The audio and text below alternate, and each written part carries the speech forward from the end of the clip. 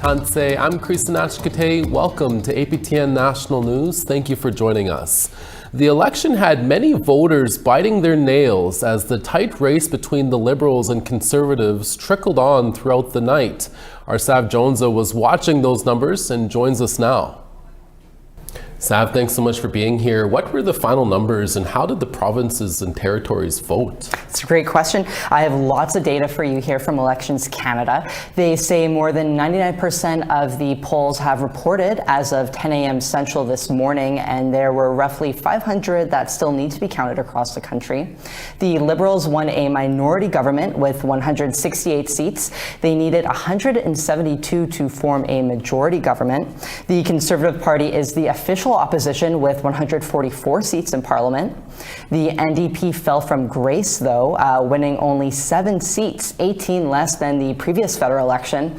They lost official party status, which requires 12 seats, and their leader, Jagmeet Singh, stepped down after losing in his riding. The Conservative leader, Pierre Poilievre, is also projected to have lost in his riding, a seat he has held since 2004, but said last night he will stay on as party leader. The Bloc Québécois won 23 seats, and the Green Party won 1 seat. And I'd love to give you a breakdown of how the regions voted across the country. The East Coast was dominated by the Liberal Red. The party won 71% of the electoral districts in Newfoundland and Labrador, 60% in New Brunswick, and a whopping 90% in Nova Scotia and 100% in Prince Edward Island. Continuing their streak, the Liberals won Quebec with 55% of electoral districts, and the province's Bloc Québécois came in second with 29%. Ontario saw the Liberals winning 56% of districts. And now this is where things start to change, Creason.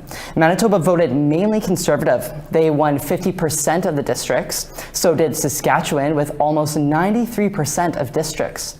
The blue wave continues with Conservatives claiming almost 92% of districts in Alberta. British Columbia was very close, but the Liberals came out on top with 46%, only 2 points ahead of the Conservatives. The territories each have 1 seat in Parliament. Nunavut is very close, with NDP currently holding 37.3% of the vote to the Liberals' 36.6%. And Yukon and Northwest Territories went to the Liberals with 50% of the vote for each. How many voters came out, Sav? Preliminary numbers so far say that more than 67% of eligible voters participated in this election. That's more than 19 million Canadians who voted out of a possible 28.5 million already registered. But keep in mind, that's not including voters who registered at the polls on election day, and some polls are still reporting, so that number will go up. That's the largest voter turnout for a federal election in 32 years, Creason, wow, since 1993, where 70.9% of voters went to the polls. There's one exception to this, the 2015 election that saw Justin Trudeau first become prime minister with 3% voter turnout. Preliminary estimates say 7.3 million Canadians cast their votes in advance voting. What was the final numbers of Indigenous candidates elected? I saw that it might have gone down a bit. Yeah, so there were 45 Indigenous candidates across the country in 35 electoral districts running. British Columbia, Ontario, and Quebec all had the most running in their provinces with 8 each. I'm using projected numbers here, but so far it looks like it's safe to say 11 Indigenous candidates won ridings and seats in Parliament this election. Last federal election saw 77 candidates running, winning 12 seats. The party breakdown of those who won is 3 for Conservatives, 5 for Liberals, 2 for NDP, and 1 Bloc Québécois. Some candidates to mention are the incumbents who are keeping their seats, like Conservative Mark Dalton for Meadows Maple Ridge, BC, NDP Leah Gazan for Winnipeg Centre, Manitoba, Liberal Jaime Baptiste for Cape Breton, Kansno, Antigonish, NDP Laurie Idlout for Nunavut, and Bloc Québécois Simon-Pierre Savard Tremblay for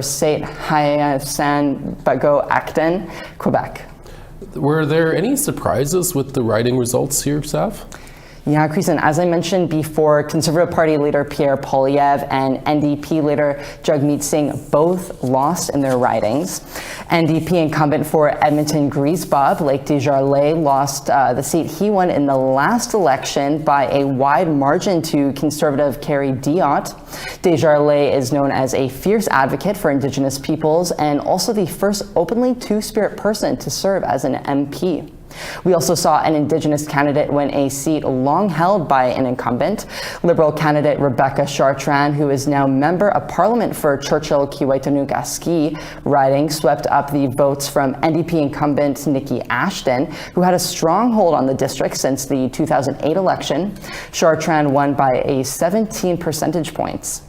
There were also reports of polling stations only staying open for about 2 or 3 hours out of a standard 12-hour operation in Nunavut, Quebec, an area with a high Inuit population. Some of its residents said online that their polling stations did not receive enough voting material. Thank you, Sav, for that breakdown. Yeah, you're very welcome, Creason. Here now to talk about the election results is Cody Grote. He's an assistant professor in the Department of History and Indigenous Studies at Western University in London, Ontario. He was also an NDP federal candidate in the 2023 by-election for the riding of Oxford and is also Mohawk from the Six Nations of the Grand River. Cody, thank you so much for chatting with us. What is your initial reaction to the results of this election?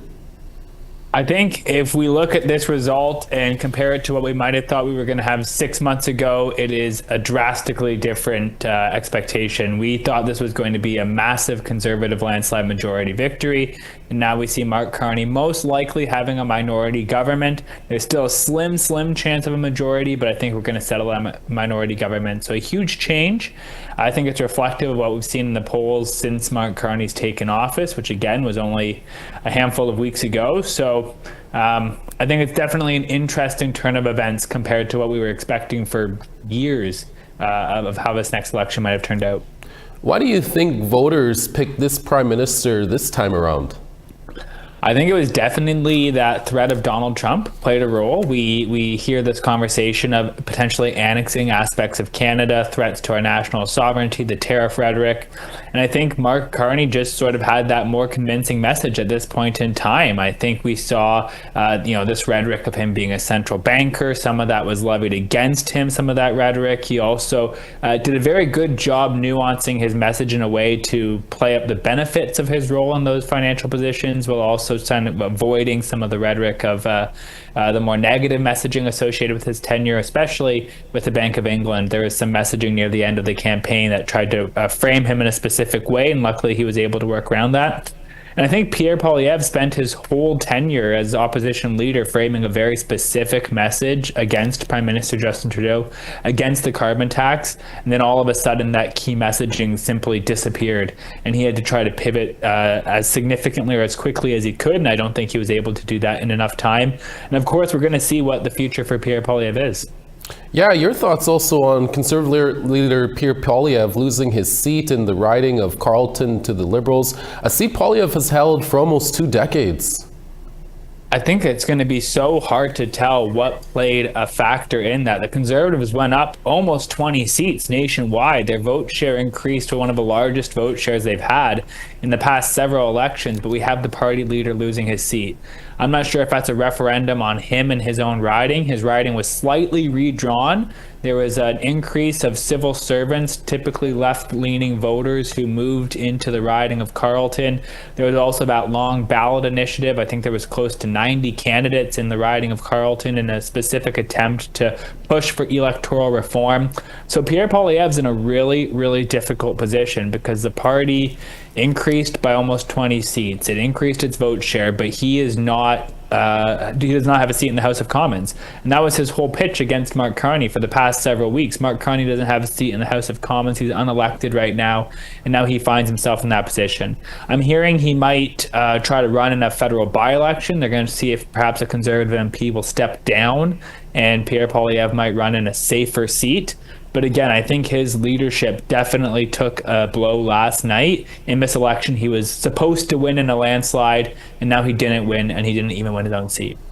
The NDP lost party status, and NDP leader Jagmeet Singh lost in his riding and has resigned as party leader. Your thoughts on what happened there, Cody? I think what happened is this ended up being a two-party race. This was a referendum on Canada, some of the rhetoric that we've been seeing, and I've commented before on APTN some of the issues with that by framing Canadian nationalism as a central election issue. We see that decline in the rhetoric about Indigenous nationalism and sovereignty. But that's what it turned into. It was a referendum on, I really think it wasn't a policy election. And that's one thing that the NDP can sort of gain some traction is some of those policy issues. It really wasn't a policy election to the same extent that we've seen in a while. I think social policy is going to, in theory, take a little bit of a back burner in the next few months. It's going to focus on economic policy and perhaps foreign relations to an extent that Justin Trudeau didn't focus on to that same extent. And there was just no way for other parties to break through that mold of that two-party dialogue. So we've also seen over the years the NDP's fortunes have slowly started declining anyway. But I think the drastic drop all of a sudden is a little bit beyond his control. For the past several years, he's tried to carve out his message, but he's just not broken through. And I think that can be a performance factor. He won his last leadership review, but there was a lot of conversation that he probably shouldn't have. There was some debate about that leadership review. So I think the timing was right for him to resign. The number of Indigenous MPs looked like it dropped a bit to just 7 Indigenous MPs compared to the previous 11 Indigenous MPs. Do you think these voices are just as important now than before? I think what's an interesting part of that question is the number of new voices that we're seeing when it comes to Indigenous members of Parliament. So we have some returning people. Leah Gazan for the NDP, one of the very few NDP victories last night. We have Jaime Batiste from the Liberals, has been re-elected as well. But then we have what looks like about 5 new Indigenous MPs, and some of them have very deep and extensive resumes. So Mandy Gull-Masti from the Liberals, former Grand Chief of the Cree Nation, Northern Quebec, a very extensive resume. Then we also have the Conservatives elected 2 very strong voices. We had Billy Morin, former Chief of Enoch Cree Nation, and we have Ellis Ross, Haisla Nation Councillor-in-Chief. Both of them are pro-economic development, pro-resource development. And I think it'll be interesting to see if Billy Morin or Ellis Ross are offered shadow cabinet secretary positions in those files as very strong First Nations representatives. Cody, we'll have to leave it there. Thanks so much for chatting with us today. Thank you for having me. There were 5 Saskatchewan ridings the Assembly of First Nations flagged as areas where First Nation voters could determine who wins. Saskatoon West was one of them. Last night, APTN's Rachel May spoke with the Liberal candidate in Saskatoon West about his party's overall win and what it could mean for Indigenous people. I'm Rachel May here in Saskatoon West with Liberal candidate Chad Egerman. We saw an amazing turnout for the Liberals in this election. Tell me a little bit about what it feels like to be on the winning team. You know what, it feels great. It really feels great. So I was sitting at home watching the results come in Atlantic, Canada, and frankly I was a little concerned. I was a bit concerned, but as we move further into Quebec and Ontario, I could see that Canadians have decided to make the right choice and vote for a strong government, a strong leader. Prime Minister Mark Carney is going to lead us forward in a way that we just really haven't seen before. This is a new leader at a really challenging time for us, and I think Canadians have really recognized that. And so when we spoke prior to the election, you mentioned working with Indigenous communities, and that work doesn't stop now. So tell me a little bit about what the future holds for you. So listen, nothing will change for me. So what the future holds for me is I'll continue working together with my Indigenous clients, First Nations, tribal councils, Métis locals, Métis provincial organizations, and we'll keep working on Call to Action 92. Economic reconciliation doesn't just happen. You can't just talk about it. You have to do things and make it happen. I'll continue doing that as a lawyer here in Saskatoon and Saskatchewan.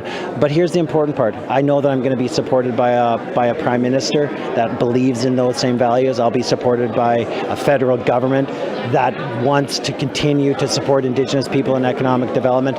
And I think also critically, we're going to have a Liberal MP in northern Saskatchewan, and that's very exciting. Buckley Boulanger is an incredible Indigenous leader, an incredible politician, an incredible human being, and we'll have to see how he is positioned within the federal government. But I expect that he'll be taking on a very prominent role, and I'm really excited to work together with Buckley. Northern Saskatchewan is really a driver for a lot of economic development in Indigenous and non-Indigenous communities, and especially in Saskatoon West. And so I'm pretty optimistic. Again, I'm not going to Ottawa, but for me, I really see a bright future ahead for everything that's happening in the north. Rachel May, APTN National News, Saskatoon. Thank you, Rachel. Now, Saskatchewan, like most of Western Canada, has voted Conservative for decades. But the Liberals took one Saskatchewan seat last night in a sea of Tory blue. We'll have more on that story later on APTN National News. We have more news coming up after the break. Stay with us.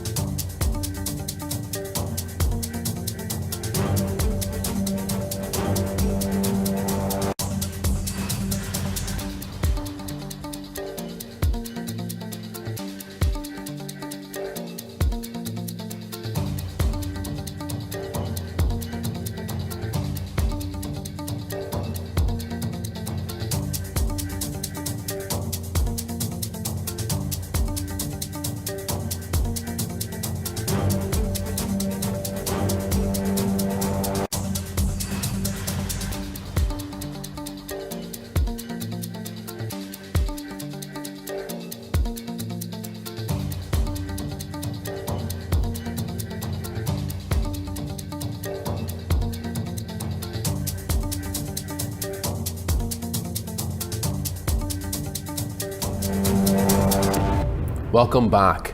The Whitehorse Dam is an integral piece of infrastructure for the Yukon and is now undergoing relicensing, which will determine its future operation. Part of that process entails a decision document from the territorial and federal governments, which was released earlier this month. But as APTN's Sarah Connors tells us, one First Nation says that decision document doesn't go far enough to protect their interests, nor that of the Chinook salmon. Built in 1958, the Whitehorse Dam is considered a critical piece of infrastructure. It generates around 75% of electricity for Yukoners in the summer. But First Nations like the Carcross-Tagish have long claimed the dam is a barrier for migrating fish, especially Chinook salmon, which have been in decline for decades. The impacts that the facility has had on our lands and waters, animals, fish, and then all of that holistically combined to affect our citizens' way of life is just huge for us. The dam is operated by Yukon Energy. Its current license expires at the end of May. The Crown Corporation has been in the process of renewing its license for the last 3 years. The Yukon Socio-Economic Assessment Board, or YESAB, says the dam should be relicensed with conditions to protect fish and treaty rights. Earlier this month, the territorial and federal governments, which are decision bodies for the relicensing, accepted the board's recommendations with additional or new modifications. That includes developing a plan to reduce the number of fish sucked into the dam's turbines. But Carcross-Tagish says they didn't sign agreements with Yukon Energy or other parties, and they're concerned their voice is not being equally heard and finding solutions for safer fish passage. It's not terrible, but we do feel that the SF evaluation and then subsequently the decision document are lacking serious mitigations for the facility, especially in terms of Chinook salmon, both upstream and downstream. Well, we're really pleased to see the decision documents come out. The corporation says it understands Carcross-Tagish's concerns and is working diligently to reduce impacts on salmon, including implementing changes based on their feedback. I think the decision document does a great job of identifying some of the things that we're already working on. Carcross-Tagish says it realizes the dam is important, but it wants an equal seat at the table as the licensing process continues. At the end of the day, it wants the salmon to be protected. Yeah, for the future, we really would like to see those salmon numbers back up. Yukon Energy applied for a 20-year license with the Yukon Water Board last fall, but as that license is unlikely to be in place by May 31st, it recently applied for a 60-day license. If approved, the dam will continue operations from June 1st to July 30th. Sarah Connors, APTN National News, Whitehorse. Thank you, Sarah. We now want to tell you about this week's new web poll question. Over on our website, we asked, are you happy with the results of the federal election? Your answers are yes, no, or I don't care. Go to our website at aptnnews.ca/polls to cast your ballot. A man from the Ocean Man First Nation in southern Saskatchewan has recently released new music. That story when we come back.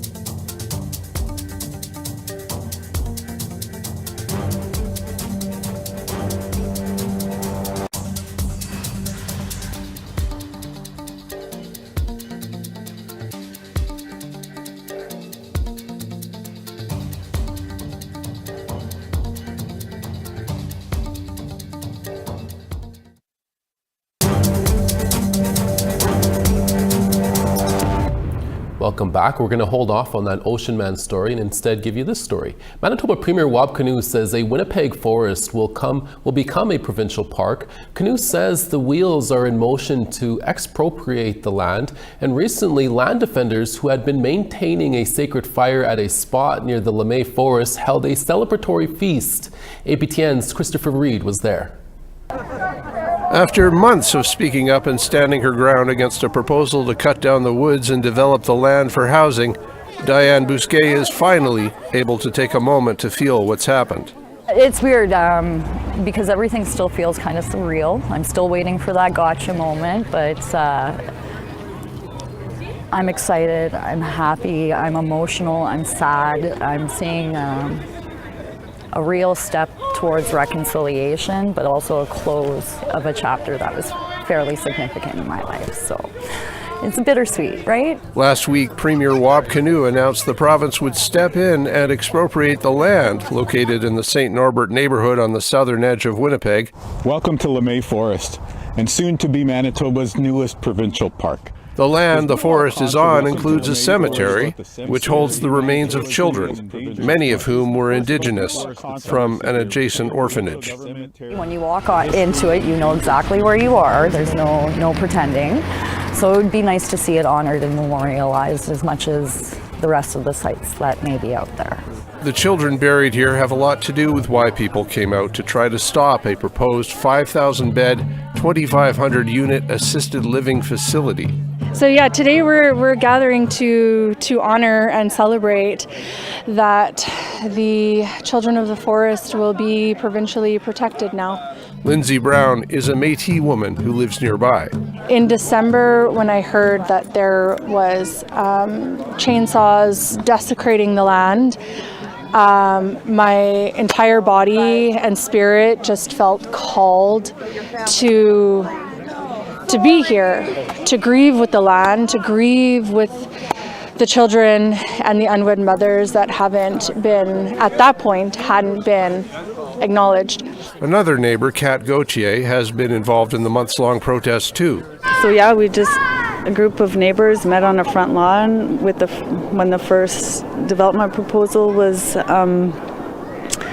sort of revealed, and we're beside ourselves because all of those trees, nature, everything, and we know the benefits of urban forests. And then again in December, and then on December 27th, a group of Indigenous people I'd never met before lit a sacred fire, and the community came together to support them, to sit by the fire, to learn, to grow with them, and it's been an amazing experience. The Premier didn't make it out to the closing fire ceremony and feast, but he was a popular fellow at the feast nonetheless. If the Premier was here, Wab Kinew, would you want to say anything to him? I'd say, come on and have some food and let's party. Let's have a feast, I'd say. Christopher Reed, APTN National News.